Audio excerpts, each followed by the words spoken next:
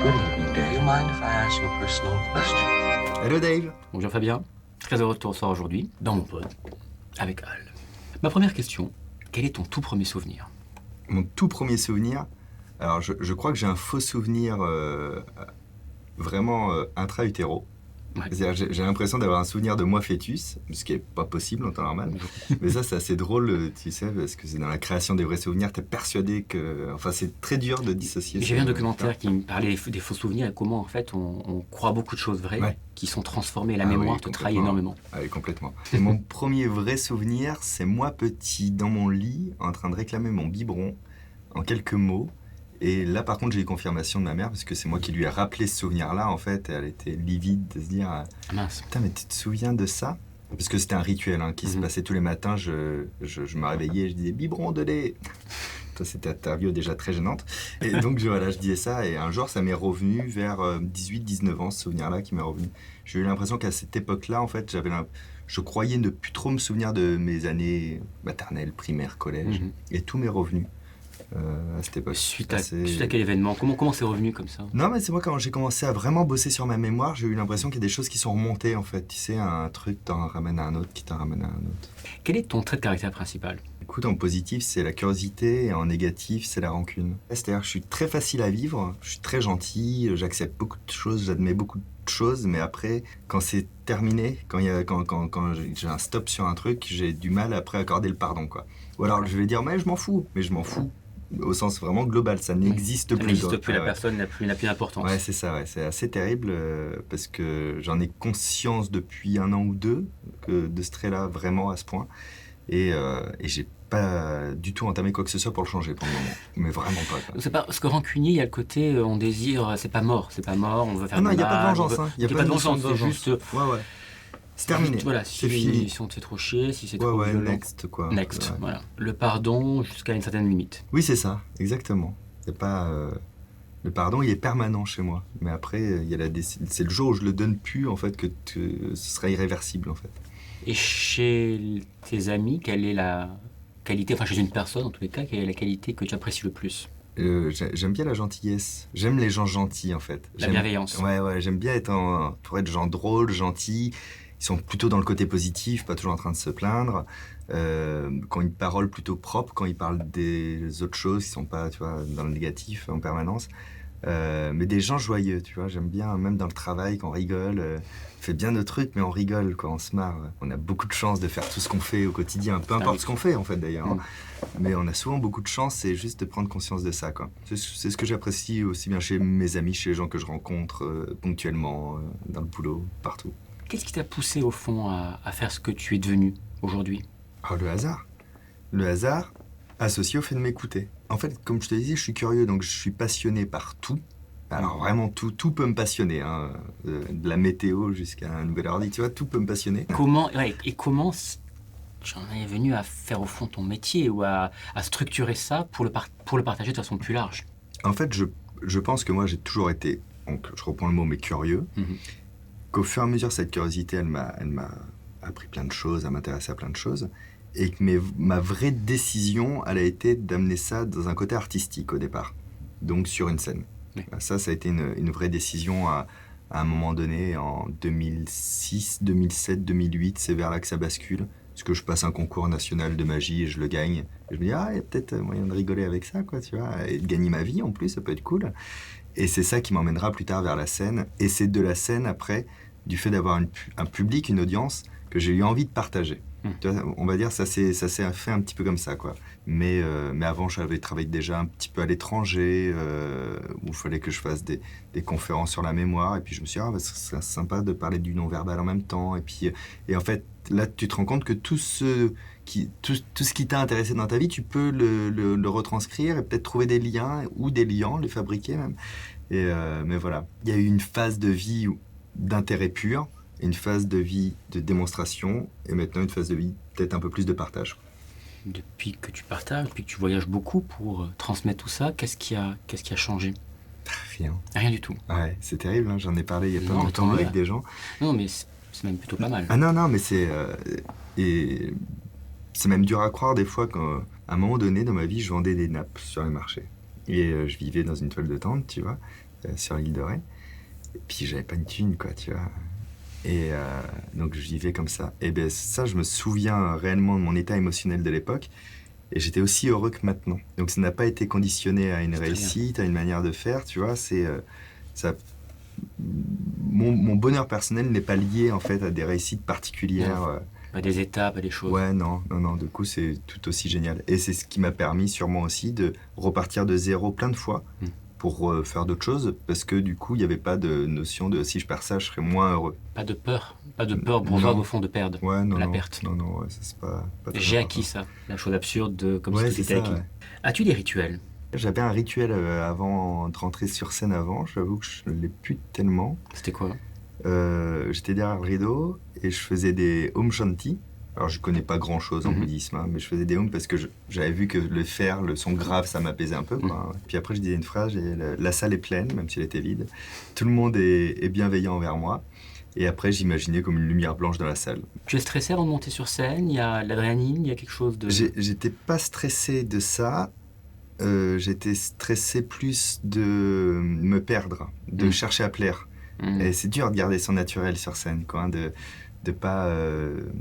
pas, si par exemple les gens sont un peu moins présents que d'habitude, de pas essayer d'aller les chercher à tout prix, ou s'ils sont très présents quand tu fais une blague qui est pas de ton style, de se dire ah je vais creuser là-dedans aujourd'hui, d'être sincère, quoi. Moins il y a de monde, plus je suis stressé d'ailleurs. C'est plus simple pour moi de jouer devant 2000 personnes que devant 20. Et là, pour écrire mon nouveau spectacle, j'ai repris une tournée de café-théâtre, 80 dates, dans des toutes petites salles, justement. C'était évident, hein. c'était fait exprès, quoi. C'est vraiment la volonté de travailler comme ça, dans un endroit pas confortable de base. Le rapport est... Il y a une Ouais, proximité ouais. qui... Mais du coup, ouais, c'est génial de Mm. pouvoir le rebosser comme ça. C'était un peu compliqué au départ et tout, parce que t'es un peu moins Dieu le Père, là, hein. Quand tu arrives sur scène, s'il a envie de parler, il parle. S'il a envie de se lever, il se lève. En général, ils ont à boire et à manger. Enfin, C'est moins égotique. ouais. Mhm. Donc c'est cool. Mais c'est d'autant plus cool que je suis en plein dedans, là. Mais voilà, bon, maintenant, le rituel avant de monter sur scène, c'est de faire les cons avec mes régisseurs. Ça me détend. Ça me met dans la connerie, tu vois, avant d'arriver sur scène. Quand as-tu pleuré pour la dernière fois? Alors, je pleure souvent. Je suis une chialeuse. Je pleure, mais alors, tout le temps. C'est terrible. Et pourquoi? Est-ce que c'est des causes différentes? Il y a... Ah, je suis hyper sensible. Très sensible. Ouais. Dernièrement, on est allé au Mexique avec ma compagne. Et on est allé devant le Chichen Itza. Je voulais Mhm. absolument le voir. Ben, j'ai pleuré devant. L'émotion. Ah ouais, c'est-à-dire que moi j'ai vu le Chichen Itza, ok, j'ai vu la caillasse, quoi. Mais j'ai vu aussi les gens qui ont vécu là dans ma tête, quoi. Tu vois ce que je veux dire? Comme la réalité augmentée, j'imaginais que voilà, c'est pas des ruines que je vois, c'est un passé auquel j'ai un peu accès, en fait. Et là, j'étais submergé.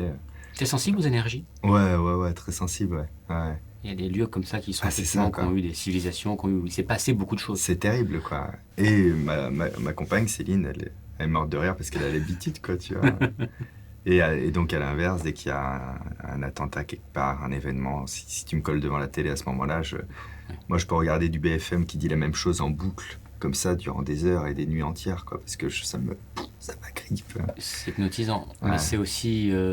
tu parlais de négativité, enfin tout à l'heure de la recherche, Ouais. pas de la C'est négativité. ça, d'essayer de la fuir, quoi. Là on est dans la négativité Ouais, plutôt. c'est ça. Et elle peut te happer facilement. C'est pour ça que je la fuis de base, quoi. Mais voilà, donc la dernière fois que j'ai pleuré, je sais pas exactement quand c'est, mais ça doit pas être il y a très longtemps. Du coup. Cite-moi 3 traits de caractère, 3 choses que tu partages avec la personne avec laquelle tu partages ta vie. Il y a énormément de choses qu'on partage, en fait. Alors, je sélectionne Celles qui un te petit viennent en peu, premier. mais- Ne sélectionne pas justement celles qui sont... Ah bah, la spiritualité, le bien-être, au sens global du terme, pour soi, pour les autres, hein, et puis le partage, quoi, la discussion, le partage, l'intérêt commun. C'est vraiment nos 3 bases, on va dire, nos 3 piliers. Demain, tu as la possibilité d'inviter une personne pour un dîner. Cette personne, elle peut être du passé, du futur, du présent, célèbre, pas célèbre, morte, vivante. Qui invites-tu? J'ai une hésitation entre 2 personnes. Mais Ouais. Fais le bonus alors, dis-moi les deux. je vais inviter Alexandre Astier, parce que je pressens que l'image que je m'en fais serait correcte. Et sinon, j'aurais bien aimé inviter Tesla. Mais là, du coup, je sais pas si entre les écrits, etc., à quel point la réalité s'approche Ouais. de lui ou pas, quoi, tu vois. Pourquoi Tesla? J'imagine un peu, mais développe. tu sais, c'était quelqu'un qui savait bien projeter, quoi, imaginer les choses avec une vraie visualisation 3D dans son esprit et tout. Et j'ai certains blocages à certains endroits. Et je me suis demandé si est-ce qu'il avait trouvé des clés particulières qu'il n'aurait jamais partagées ou est-ce qu'il avait été un petit peu différent de nous. Et une fois qu'il leur a répondu à cette question, peu importe la réponse, tout le reste de la discussion sera forcément riche et passionnant. Donc je ne prendrai pas de risque. Après, j'ai eu la chance dans ma vie de rencontrer, si tu veux, moi vraiment, je viens d'un petit village, 1200 habitants au nord de La Rochelle. Et toutes les personnes que j'ai rêvé de rencontrer dans ma vie, pour l'instant, je les ai rencontrées. Tu vois, tu parlais de pourquoi je pleurais dans une autre séquence. Je vais te dire un truc un jour, dans la même semaine, c'est septembre dernier, je passe les 100 000 abonnés sur YouTube, donc en 8 mois. C'était pas prévu, moi, que ça fonctionne. Hein. Je m'étais dit, si j'ai 12 000 avant la fin de l'année, c'est génial, ça fait 1000 par mois. Donc on est 8 mois après, on passe les 100 000 abonnés. Et puis en même temps, je rencontre Bernard Werber, qui est un auteur que j'apprécie particulièrement. Je voulais juste aller à sa conférence spectacle et en envoyant un mail pour savoir si je peux filmer un truc, il m'invite chez lui en fait et on se rencontre et tout. Génial. Et puis il y a encore 3 bonnes nouvelles comme ça. Genre il me fallait un bureau et puis du jour au lendemain, le bureau à côté de chez moi, qui est juste parfait, se libère. C'est à côté de ma maison. Tout ça, là, on est sur 3 jours, hein, une période de 3 jours. Hein. Et je me dis, ce 3e jour-là, tiens, il faudrait que je contacte un jour les Bogdanov. Je les avais croisés sur un plateau de télé il y a des années de ça, mais j'aimerais bien leur demander un truc. Et je suis à la gare d'Angers, et je les vois dehors. Et puis, ils sont occupés, tu vois, je me dis, ah non, je vais pas les faire chier. Enfin, ils sont occupés avec Ils sont pas seuls. Igor, avec sa conjointe, et puis je corps avec le régisseur. Donc je me dis, non, c'est bon, vu l'heure qu'il est, ça va, quoi. Et je m'assois dans le train, je me pose, j'ouvre Demain les chats, le dernier livre de Werber qui n'était pas sorti, mais il me l'avait offert, tu vois. Et puis il y a une fille à côté de moi, là, dans le couloir, qui fait je sais pas quoi, et puis je me regarde, je me retourne, et puis en fait, elle venait de prendre une photo avec mon voisin, qui était Grishka, en fait, Bogdanov. Et du coup, nos regards se croisent, et puis je fais, bah, vous me reconnaîtrez pas, mais je suis ravi de vous revoir. Et puis il me fait, mais si, je me souviens de vous. Rappelez-moi déjà. Mais c'était pas vrai, il se souvenait pas de moi, il était juste très gentil. On s'est croisés sur le plateau des plans au Cabaret du Monde, mais c'était en 2009. On avait discuté vite fait, mais bon, comme tant d'autres, quoi. Non, mais oui, ça me revient. Mais qui êtes-vous exactement? Et du coup, on se met à parler. Du coup, on a échangé. Maintenant, on va se prendre des thés. Nous buvons le thé ensemble. Mais tu vois ce que je veux dire, c'est génial. Moi qui lisais leurs bouquins quand j'étais dans ce fameux petit village, tu vois. Donc toutes les personnes que j'ai rêvé de rencontrer, le hasard a fait que d'une manière ou d'une autre, je les ai rencontrées. Est-ce que c'était un hasard? Est-ce qu'il n'y a pas aussi, bien sûr, il y a après la situation où tu es là, mais est-ce qu'il n'y a pas quelque chose aussi qu'on peut dégager? Je te parlais d'énergie tout à l'heure, qui fait que naturellement... ah bah ça fait partie de la spiritualité, quoi, tu vois. C'est ça, quelque chose de spirituel. Ouais. Moi, je crois en tout ça. Et donc, je te parlais de pleurer parce que justement, après ça, je suis allé dans les toilettes du train pour pleurer. C'était trop en 3 jours. Trop de belles choses. Trop de bonnes nouvelles, trop de trucs incroyables, quoi, tu vois. Mais oui, moi je suis persuadé qu'il n'y a pas de hasard. Après, je ne m'étends pas là-dessus parce que ça fait tout de suite, tu vois, on peut faire polémique. En plus, je suis un mec hyper rationnel. Mais, voilà. Mais en tout cas, ouais, je crois en connexion entre les choses, quoi. Mais de la même manière qu'on a divisé une molécule en 2 un jour, on en a mis la moitié en Suisse, l'autre moitié aux États-Unis, une partie positive, l'autre négative, c'était il y a 2 ans. Et quand la partie chargée négativement, ils l'ont inversée pour qu'elle soit positive, instantanément, de l'autre côté de l'Atlantique, l'autre a changé aussi sa polarité. Instantanément. Clac, clac, clac, clac. Bon, il y a bien quelque chose qui les reliait, qui était hors espace-temps, qui était pure énergie, j'en sais rien. Mais au niveau énergie, vu la distance... Voilà. Donc je me dis que oui, c'est possible que dans les émotions, dans ce qu'on dégage, dans les énergies... Comme on le voit chez les vrais jumeaux. Ouais, c'est ça. Souvent comme ça, pensent à la même chose alors qu'ils sont éloignés. On a vu chez les jumeaux qui étaient séparés à la naissance. Oui, qu'on appelait leurs enfants pareils. Même nom, même chose. Femme contre même prénom. C'est hallucinant. Des trucs de dingue, quoi. Donc c'est que ça existe, il y a ce lien. Ça n'empêche pas d'être rationnel. Et être rationnel, on a trop tendance à dire être scientifique ou se baser sur les lois qu'on a déjà reconnues. Bon, après, être rationnel la base de l'univers scientifique, c'est d'admettre tous les jours qu'elle avait tort hier et un peu plus raison aujourd'hui, quoi. Quel est le don de la nature que tu aimerais avoir? Je crois que j'aimerais bien savoir chanter. Bien chanter, quoi. Je chante pas faux, mais je ne chante pas d'une manière agréable. T'as envie de me dire stop assez rapidement. Donc je crois que j'aimerais bien savoir m'exprimer par le chant. Ou, même plus largement, m'exprimer de manière corporelle, différente que par les mots ou que par mes expressions du visage. Donc ça pourrait être la danse aussi. La danse ou le chant. Le chant, c'est pas que la voix, hein, c'est aussi tout le corps. C'est ça. Le corps bouge Ouais. avec, il est... Donc, tu vois, de savoir mieux m'exprimer avec mon corps. J'ai tendance à oublier qu'il y a un corps qui va avec Mais le chant peut être une bonne une bonne approche, passerelle. une Ouais. bonne passerelle vers Ouais, le corporel, vers le geste corporel. c'est vrai. Il n'est jamais trop tard. C'est vrai aussi. Pour la musique, on peut à tout âge. Ouais. Ce qui est super. Merci beaucoup. Merci à C'était un toi. vrai plaisir. Je vais te laisser seul. Ok. Tu as 1 minute. Enfin, le temps que tu veux, on va dire. Allez, prends le temps que tu veux pour transmettre ton dernier message translunaire. Donc ça, c'est mon dernier message à l'humanité. Alors j'ai envie de dire abonnez-vous, mais ce serait pas suffisant.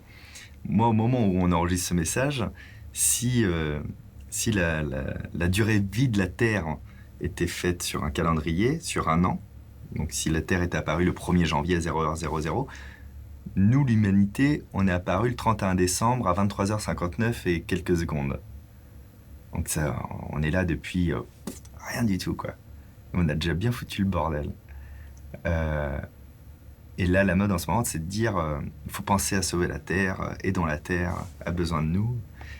Alors moi, je crois que la Terre, elle n'a pas besoin de nous. En fait, elle s'en fout. Je veux dire, quand bien même on fait tout exploser, qu'on rentre dans une période glaciaire, elle va se métamorphoser. Et la Terre, elle vivra, tu vois ce que je veux dire? La nature vivra. Donc, et nous, on a fait ça en moins d'1 minute, hein, à l'échelle de durée de vie de la Terre. C'est pour vous dire si elle n'a pas besoin de nous. Donc, si vous êtes encore là, c'est qu'on a réussi quand même à maintenir un peu le cap. Et donc, j'espère juste que vous avez conscience que voilà, on peut se respecter les uns les autres, ça c'est sûr, mais on peut aussi respecter la Terre et là où on est. Et que si on reprend mon exemple du calendrier, vraiment, on est là que dalle. Alors amusez-vous, profitez-en. Mais vraiment quoi. Tu sais, genre, profite et amuse-toi réellement et sincèrement. Voilà mon message. À toi, l'humanité future. Si tu es arrivé jusqu'ici et que tu en veux encore, clique ici en bas à droite. Et si tu veux voir ma prochaine vidéo, abonne-toi à ma chaîne en cliquant ici, sur la gauche.